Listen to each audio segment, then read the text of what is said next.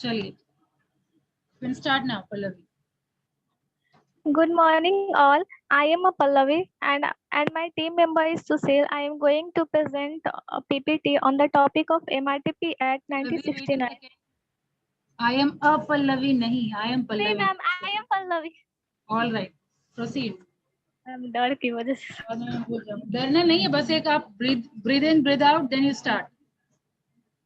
Ma'am start करें फिर से. करिए. Good morning, all. I am Pallavi, and my team member is Susil. I am going to present a PPT on the topic of MRTP Act 1969. Birth and objective of MRTP Act. The MRTP Act 1969 is an important but very controversial of economic regulations. The Act came into force from 1st June 1970 and has been amended in 1974, 1980, 1982, 1984, and 1991. This Act applies to whole state except Jammu and Kashmir.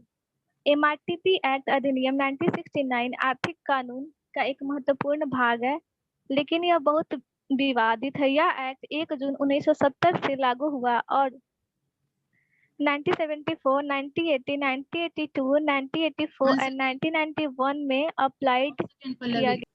Ready, Pallavi?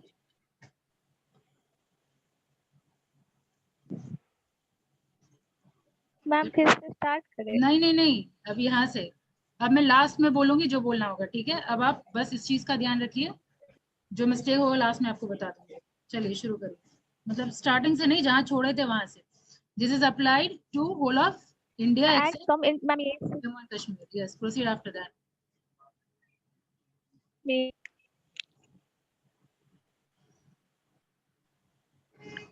objective. Initially, it had three objectives: to control monopolies and monopolistic trade practice, to regulate the concentration of economic power to the common detriment, to prohibit restrictive trade practice unless any of them can be justified to be in the public interest.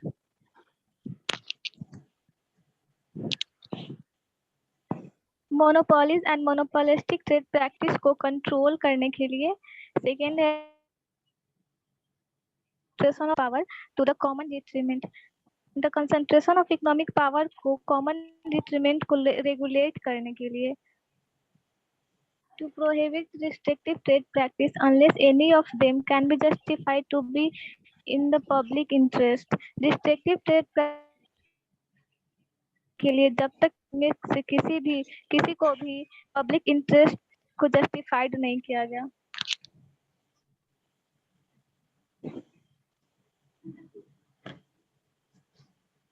What was this message, Mukul?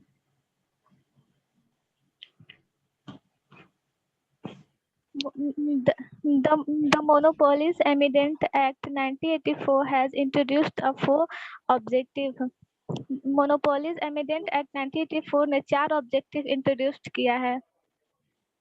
और regulation of unfair trade practice को regulate करने के लिए.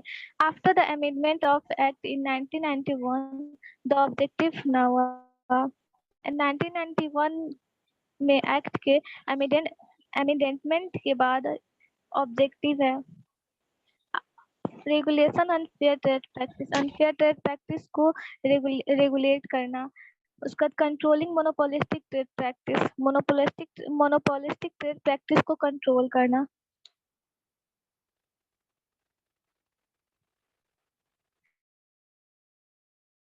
These objectives of MRTP Act we can say that this act provides the operation of the economic system does not result in the concentration of economic power to the common detriment, for the control of the monopolies, for the prohibition of monopolistic and restrictive trade practice, and for matters connected with therewith. तो MRTP act के इन तीन objective को पढ़ने के बाद हम कह सकते हैं कि यह एक्ट प्रोवाइड्स करता है operation of the economic system does not result in the concentration of economic power to the common detriment, for the monopolies को कंट्रोल के लिए, monopolistic and restrictive trade practice के प्रोहिबिटेशन के लिए नहीं होता है। यह प्रैक्टिस और उससे जुड़े मामलों के लिए होता है।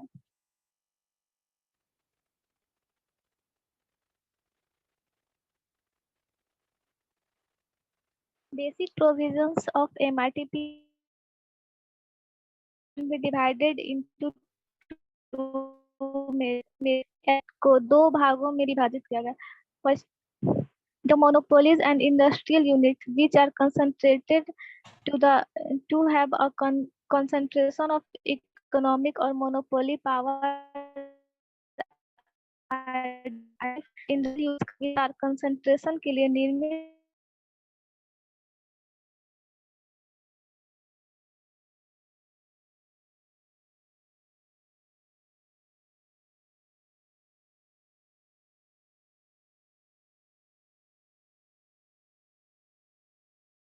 reference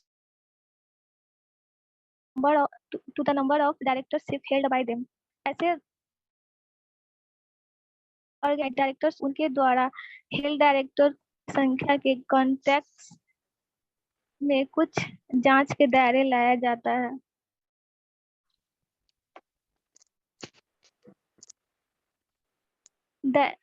The expansion, establishment of a new undertaking, diversification measures, and MLI and incorporation of such units are subject to approval by the government।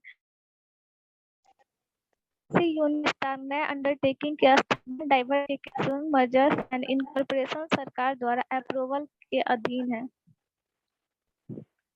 In exceptional case, the government may even force an industrial undertaking to divide into a number of smaller divisions। In exceptional case, सरकार एक industrial undertaking को कई छोटे division में divide करने के लिए मजबूर कर सकती है। This act is not applicable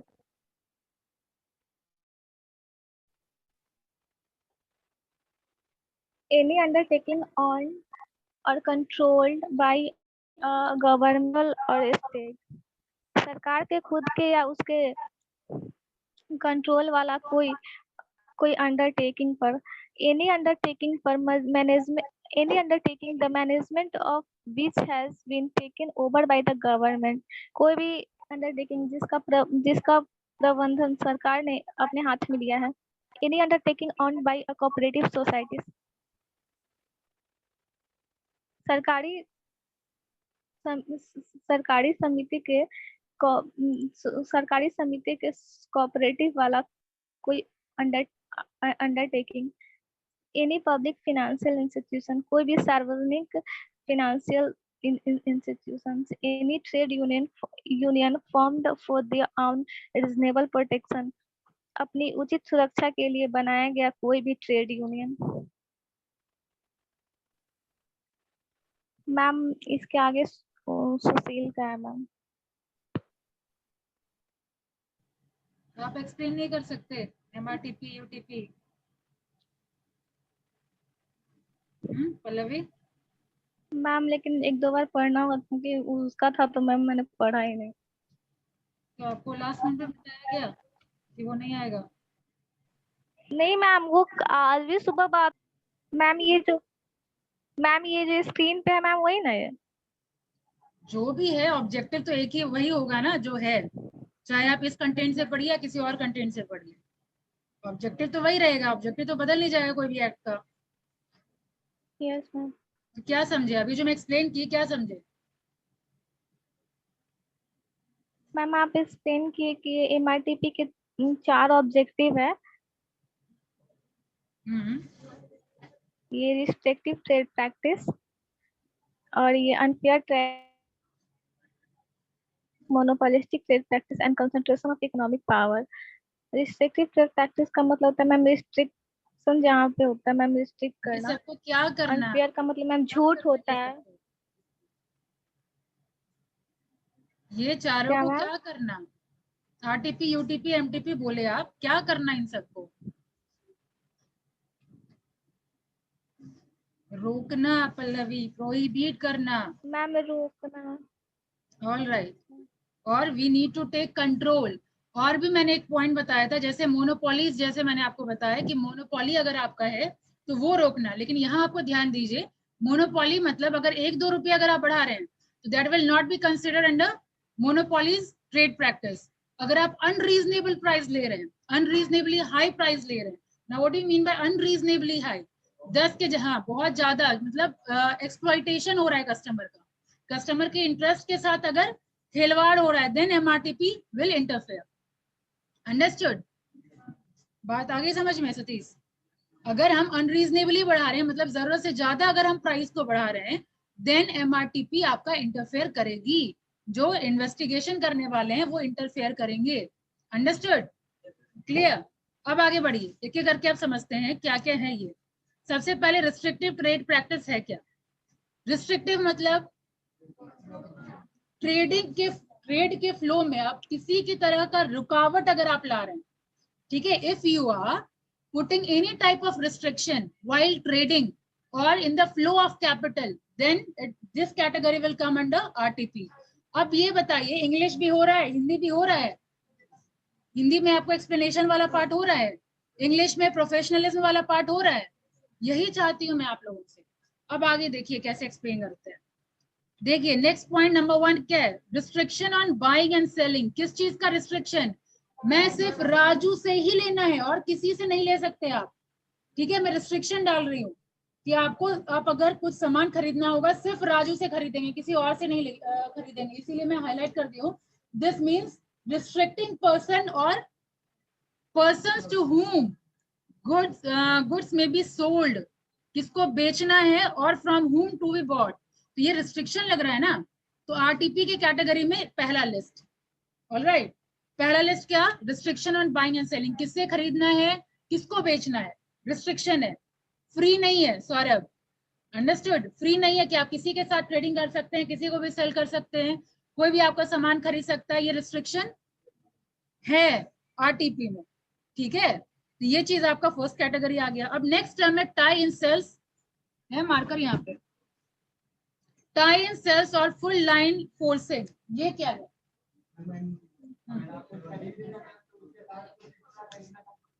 very good, extra खरीदना। नए लोग सुनिए, वेरी गुड एग्जाम्पल, ये कॉमन एग्जाम्पल है, हर रेफरेंस बुक में आपको ये एग्जाम्पल जरूर मिलेगा, क्योंकि पहले ऐसा किया जाता था।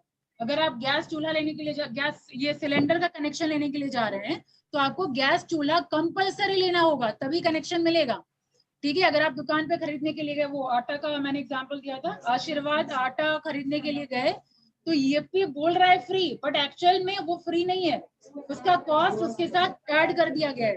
तो अगर मैं नहीं, मुझे नहीं पसंद ये, मैं नहीं खरीदूंगी, ठीक है? Tie in sale, you don't need to memorise anything, हमको कुछ याद करने की जरूरत नहीं है, बस वर्ड को समझिए, ठीक है? तो अभी पेन और कॉपी लेके आप लोग बैठे हैं, तो कम से कम की पॉइंट सब लिख लीजिए। हर क्लास के लिए ये थोड़ा टिप्स याद रखिए कि हम लोग को याद रखने का उतना कैपेसिटी नहीं है। एक क्लास खत्म होगा, दूसरा क्लास आएगा, दूसरा क्लास खत्म होगा, तीसरा क्लास आएगा, दिमाग से निकल जाएगा। सबका दिमाग प्रेम कुंज की तरह नहीं होता, ठीक है?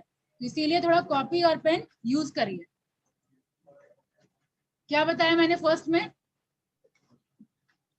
ऑब्वियसली जिसका आंसर मुझे मिलेगा मेरे अकॉर्डिंग उसका दिमाग तेज है, जिसका आंसर नहीं मिलेगा, पढ़ना पड़ेगा, तो फिर हम एक्सप्लेन करेंगे, मतलब रिटेनिंग कैपेसिटी नहीं है। अंडरस्टूड? जब क्वेश्चन आए, जब मेरा सिलेबस खत्म हो गया है, जब क्वेश्चन आए तब आप आंसर दे पा रहे हैं, इसका मतलब आपका दिमाग तेज है, रिटेनिंग कैपेसिटी है। और मुझे नहीं याद है कि प्रेम कुंज उस क्लास में था, एमआरटीपी क्लास में, और अगर होगा तो then also it is good.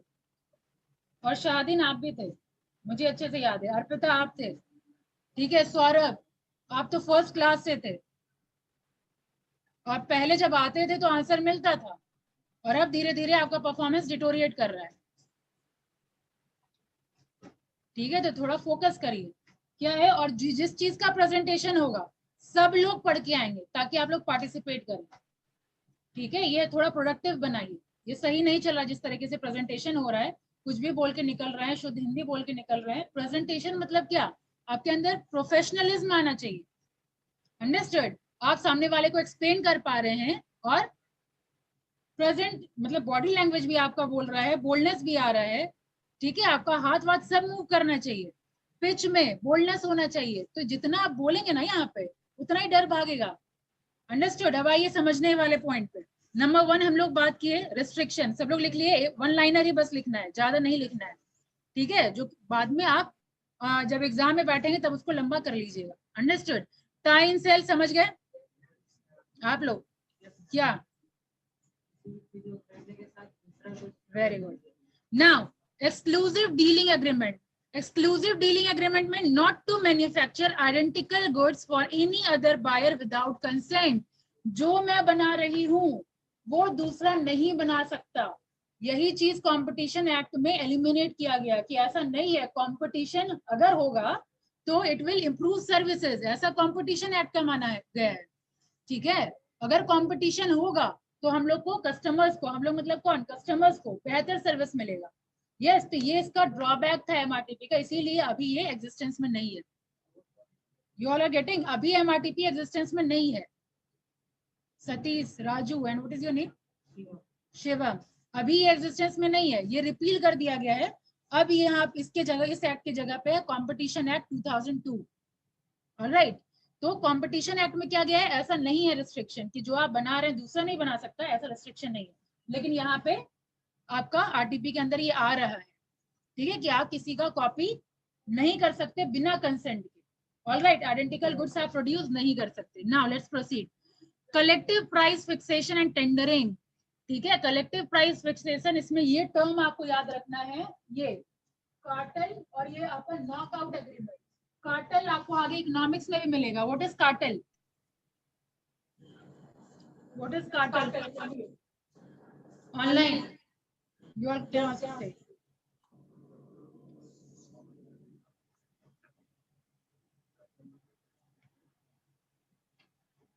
Online offline कहीं से आंसर नहीं। अर्पिता मार खाने वाली है। सुनिए कार्टेल क्या होता है। मान लीजिए, आवाज क्यों गूंज रहा है पल्लवी? मैम मेरा तो म्यूट है। नहीं, हाईलाइट आपका ही दिखा रहा है। चलिए अभी ठीक है, म्यूट कर लीजिए, म्यूट कर लीजिए। राइट, कार्टेल मतलब क्या होता है? मिल करके साक्षी, मैम क्लास में। साक्षी म्यूट करिए। मैम हम तो क्लास में हैं। कहाँ है? हाँ तो म्यूट करिए।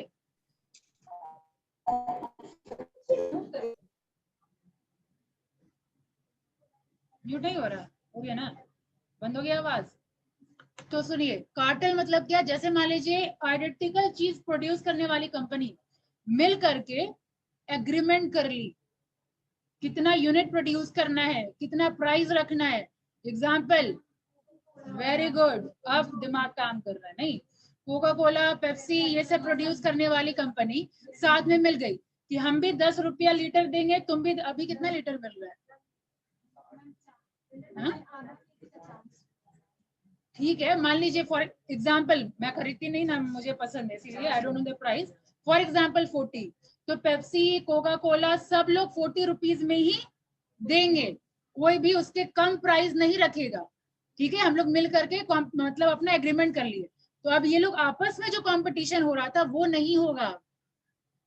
Getting my point? अब आपस में जो कंपटीशन हो रहा था वो कंपटीशन नहीं होगा।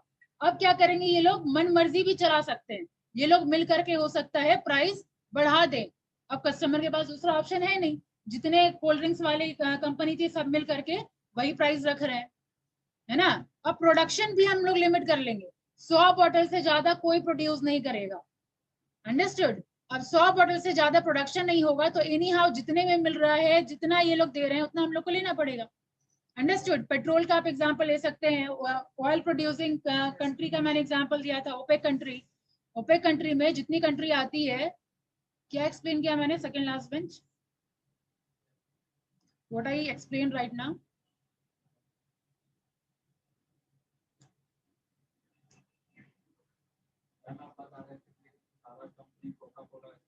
उसके बाद क्या एग्जांपल दिया जिस टाइम आप डिस्ट्रैक्टेड हुए?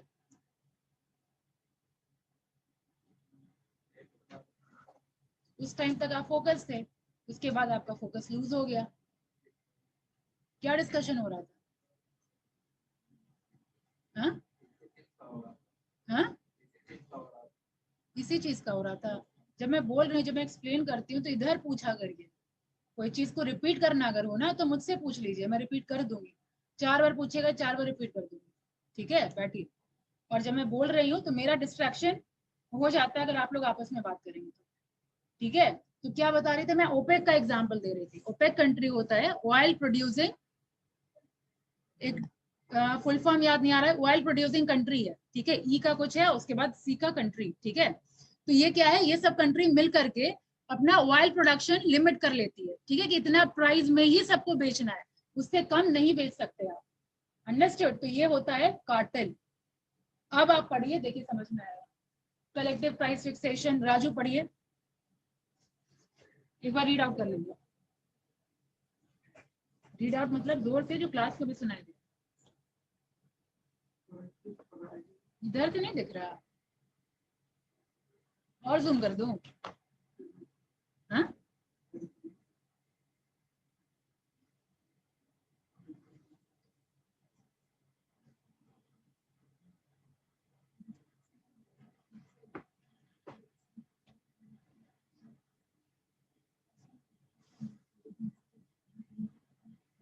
ज्यादा जूम कर रही हूँ, कवर ही नहीं हो रहा है स्क्रीन से।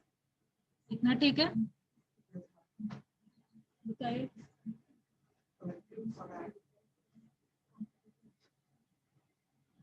यहाँ आके पढ़ लीजिए।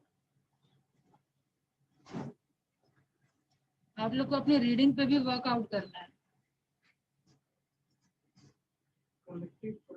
इधर साइड चले जाइए। हाँ, पढ़िए।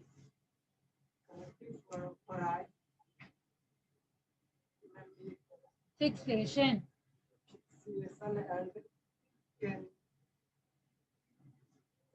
Tendering, this is for collective agreement to purchase or sell or to tender only at aggregate prices or terms. बैठिए। रीडिंग डेली एक पेज होना चाहिए। ठीक है, सुनिए। This is a collective agreement, collective agreement to purchase और sale और to tender only at agreed price. मतलब आपस में जो एग्रीमेंट होगा उस एग्रीड प्राइस पे हम सेल करेंगे। और term called cartel and also known as knockout agreement. For instance when tyre cement manufacturer और some trade association increase prices और रिस्ट्रिक्ट सप्लाई, दोनों बात आ गई, प्राइस भी और सप्लाई भी यूनिफॉर्मली, यानी 100 यूनिट से ज्यादा हम प्रोड्यूस नहीं करेंगे, 100 बैरल से ज्यादा हम प्रोड्यूस नहीं करेंगे। ठीक है, रिस्ट्रिक्शन हो गया। 40 रुपए से ज्यादा नहीं हम बेचेंगे, सर ज्यादा तो नहीं, कम नहीं बेचेंगे। ठीक है, and simultaneously by mutual agreement. Mutual agreement मतलब आपस में मिलकर एग्रीमेंट कर लीजिए। Understood? Now clear Arpita? Clear और नॉट? किसको? अर्पिता बताइए, क्लियर है आपको? तो यहाँ के एक्सप्लेन करिए। आप में तो बोल्डनेस की कमी नहीं है। आइए।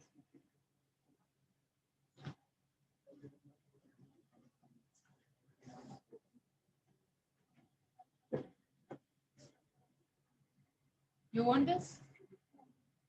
कलेक्टिव प्राइस फिक्सेशन एंड इसको इसको collective price fixation and tendering का मतलब है कि कोई भी सिमिलर प्रोडक्ट का जो ओनर होता है वो आपस में, अगर 3 कंपनी जैसे पेप्सी और कोको कोला है, तो ये लोग आपस में बैठ के इसके जो 3 ओनर है वो लोग डिसाइड करेंगे इस प्रोडक्ट पे कि हम इसका प्राइस इतना ही रखेंगे और इतना ही प्रोडक्ट सेल करेंगे और इतने ही प्राइस में करेंगे, इससे ज्यादा नहीं करेंगे, और जो प्रॉफिट आएगा वो डिस्ट्रीब्यूट करेंगे। Clear? What is your name? Last bench. ठीक है, ये आपसे प्राइस का डिस्कशन के यहाँ आउटपुट दी है, दोनों चीजें, price and output both. Clear not? बैठिए। अब रिस्ट्रिक्शन बाय एसोसिएशन। एसोसिएशन मतलब ग्रुप बना लेना, संगठन। वेरी गुड, ग्रुप बना लिए तो संगठन से बाहर जो भी लोग हैं उनके साथ कोई ट्रेडिंग नहीं, कोई डीलिंग नहीं। अंडरस्टूड? एसोसिएशन के अंदर जो मेंबर हैं उन्हीं के साथ डीलिंग होगा। This will come under restriction by association. तो क्या याद रखने की जरूरत है? रिस्ट्रिक्शन बाय एसोसिएशन, बस पॉइंट याद रखिए। ठीक है, वरना सिलेबस बहुत वास्ट है, बहुत सारा सब्जेक्ट है, ऐसे पागल हो जाएगा पढ़ते पढ़ते। बस remember the word restriction by association, association में ही हम लोग डीलिंग करेंगे, नॉन मेंबर्स के साथ डीलिंग नहीं करेंगे, दैट्स इट। एसोसिएशन से बाहर। बीबीए वाले के साथ ही हम लोग का, मेरा क्लास सिर्फ बीबीएम वाले के साथ होगा, ठीक है, बाहर वाले को मैं नहीं पढ़ाऊंगी, ठीक है। ये क्या है, एसोसिएशन अपना बना ली, हम लोग मिलकर के एक ग्रुप बना लिए, ठीक है। जो कुछ करेंगे हम लोग आपस में ही करेंगे, ठीक है। जो डीलिंग करेंगे आपस में ही करेंगे, ट्रेडिंग करेंगे आपस में ही करेंगे, अंडरस्टूड, बाहर वाले से नहीं करेंगे। नेक्स्ट क्या, डिस्ट्रैक्शन, डिस्ट्रैक्शन कहाँ मिल गया, रिस्ट्रिक्शन है, रुकावट, रोक, अंडरस्टूड। लेकिन मैं पहले आपको क्लास में देखी नहीं हूँ, क्या नाम है आपका? हाँ, रजत, राजन, राजन, आप कभी क्लास ऑनलाइन भी नहीं किए हैं?